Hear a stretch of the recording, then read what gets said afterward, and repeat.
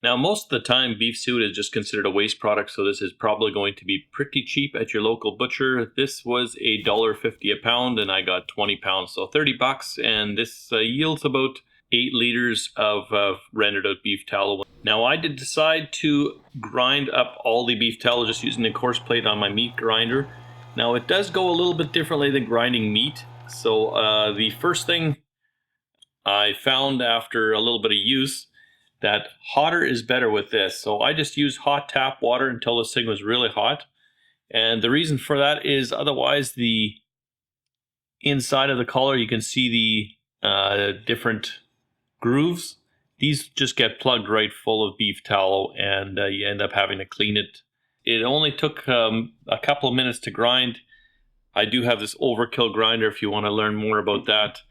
There'll be a card up at the top.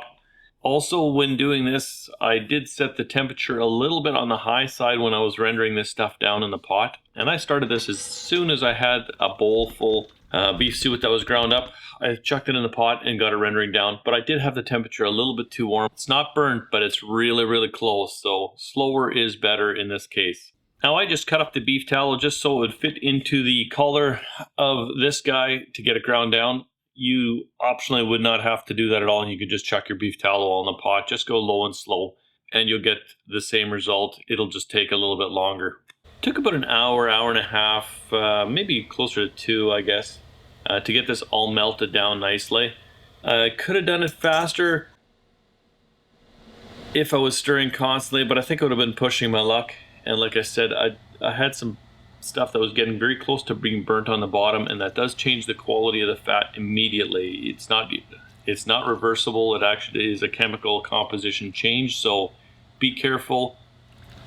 Err to the side of caution, go lower first.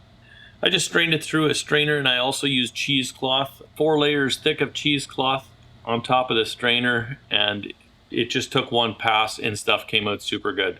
You'll notice that the fat is still a little bit opaque. It's not totally clear. Now, the reason it's opaque is because there's moisture content left over inside that fat. You do want to get that out if you do plan on doing this long-term storage, but make sure that you strain it before you heat it up all the way through to get it opaque and totally clear. In fact, that's one of the things that I would do differently. I would have a small pot off to the side, and I would put all the fat that's ground down inside there, and as soon as it liquefies, I would strain it into a larger pot. That's what one of the key differences that I will do next time, and that's to allow me to run a higher temperature in the big pot to make sure I get that moisture quantity down so that I can store it for a longer period of time. Now, another thing I would do differently as well is when I'm done, instead of packaging in 4-liter pails like I showed you I did there, I take and grab